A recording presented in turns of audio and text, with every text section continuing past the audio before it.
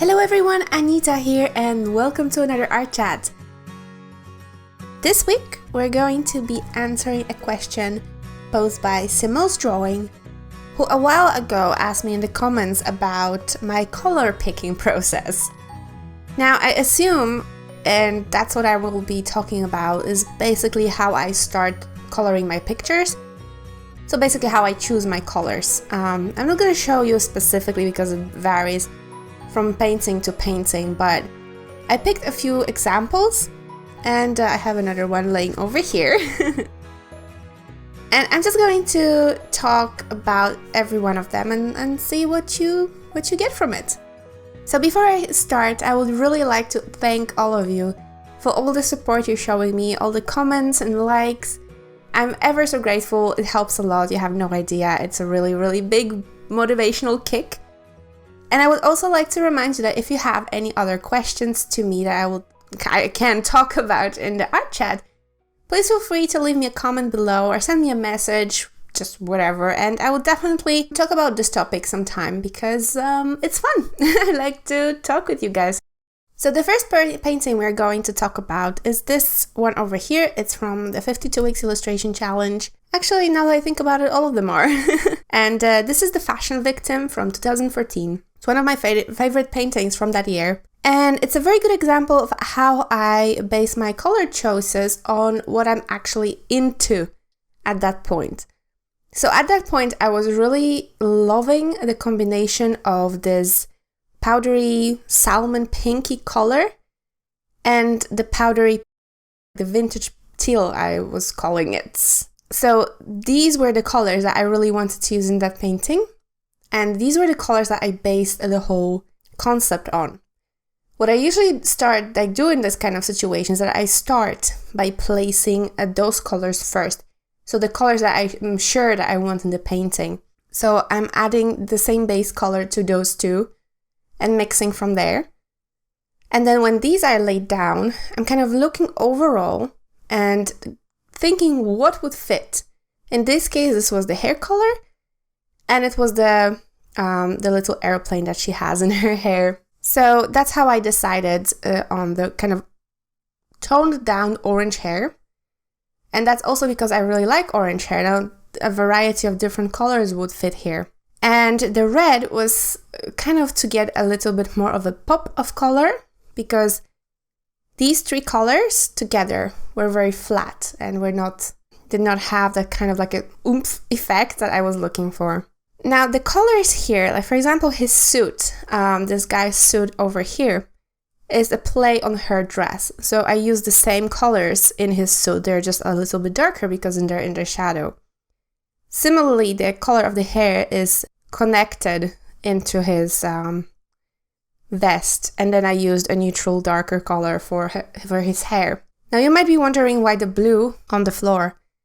And the reason for that is that her eyes are actually blue. It might not be visible, but every time I use a color somewhere, I try to repeat it in my painting. So in this case, I used blue for her eyes and I used blue for this little wavy thing. Oh my god, I'm missing so many words sometimes, it's crazy. This little flag. And because of that, I repeated the same color on the floor because that's how I think. I always repeat the colors. Now the next painting is a fun example because it's kind of like a pattern. I really wanted to paint a pattern, and this is from 2015. I believe the theme was vintage, and I really wanted to draw a pattern. So this painting doesn't have really a topic. Picking so many colors for this kind of pattern can be a little bit daunting, I think. It was for me before I kind of settled on the pattern. On the pattern of choosing color for the pattern. So in this case, every color here is pastel. I've added white to every single color. And this kind of ties them together because pastel colors will kind of look the same and they will fit. So that's kind of a cheaty way of connecting colors to look similar. So in this case, every color was mixed with white, except of black, of course, because it's black. I use the same line for every single of those items. I use black lines and I use the background. Now, I started with the background because I knew I wanted it to be teal. This was still I really like teal. And this was still the phase of my life when I was using a lot of teal. And so I started first with the whole background being teal. And then I had to choose colors that would fit with that teal. Now, fortunately, all of these colors are all of my favorite colors fit with teal, so it wasn't a problem. Another trick I used is that I made a little palette for myself with all the different colors. So I have brown, yellow, pink, green, and orange, and then different shades of the same colors. So for example, if I used green in one place, I tried to repeat it somewhere in the other side of the painting. I already told you about this trick. I always repeat colors. So if I use green over here on the sausage car, I would use it also on the roller skate thing and on the globe camera. And Vespa are yellow, the same with the little buttons, flowers. By repeating the colors, it's a very easy way to make them all belong together because they have the same color, they use the same color, so they naturally belong together. At least that's how it is in my mind. I'm not saying this is like a general rule, this is just how it works in my head. The next one that I've prepared is this one over here. And this is a very good example of how I use only 2 colors in the whole painting, because this is blue and orange, so colors that fit really well together. And then I use different neutral colors, like neutral colors. I call them neutral because I use them in pretty much every single painting, and I don't count them as colors. And by that I mean black, I mean white, I mean blue. And when I mean blue, it's not that blue is the color itself, because this is of course a blue and orange, but blue being mixed with brown in this case, which creates a really nice neutral color. And then I will use the same blue for shadows and other stuff like that. So I think of blue, and not in this case, but I think of blue as a neutral color, same as brown. These are the colors that I will often add on top of an existing pattern, existing color scheme, just because for me they are neutral colors. So in this case we have orange, and I'm not thinking about this yellow in the middle of the lanterns. This is just a lighter version of the orange. This is not a separate color.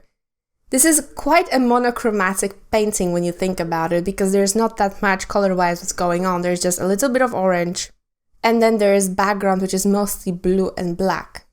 So as you can see, there isn't actually that much to my color picking.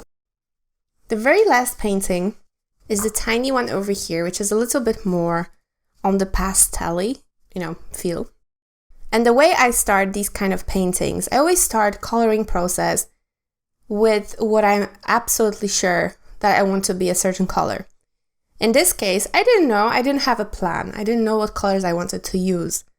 I knew, however, that I wanted the hamster to be orange, because this is the hamster that comes from a variety of my different pictures. It's the same hamster, so I knew exactly what color he was supposed to be. And so I started coloring him. I put the orange there first, so that was the first element.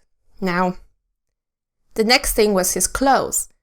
So I decided to use blue for his shirt, because that kind of seemed to play really well with the orange. And because the orange was so bright, I wanted something toned down for the shirt. That's why the shirt has this kind of pastel-y, I would even call it vintage tone. That these are the kind of color names I operate with. So after I had those 2 elements, the balloons themselves are not the foreground. They are kind of like a background element. They're not the main focal point. The focal point is the hamster. So what I did, since I told you already that I always take colors and repeat them. So I took the same orange and repeated it in part of those balloons. Similarly, I took the blue and repeated that in the balloons. The next thing I did was to pick a color that kind of matched some, kind of was in the same color family as one of those colors. So in this case, we have yellow, which of course is the same color family as the orange. So I filled in some of those balloons in yellow. And then the pink, that was still from the phase where I was into the whole teal and pink. And so I mixed a really, really delicate shade of pink and filled that in, because then when I was mixing it, I've added a little bit of orange into it so that it kind of pulled onto that orange. It became the same family as that orange, if that makes sense. I hope it does. After I had this done, as you can see, the background has a little bit of, there is a shade in there. That's blue. That's a very, very pale blue. For me, neutral color when I use it for shading. Same with the browns, and as you can see, there is blue used in the shading over here as well. Blue and brown are for me neutral colors that I add naturally into all kinds of paintings. Pretty like nowadays, not so much anymore, but I used it a lot. Now, one thing I wanted to say, because in this case, I used a lot of blue colored pencils for shading.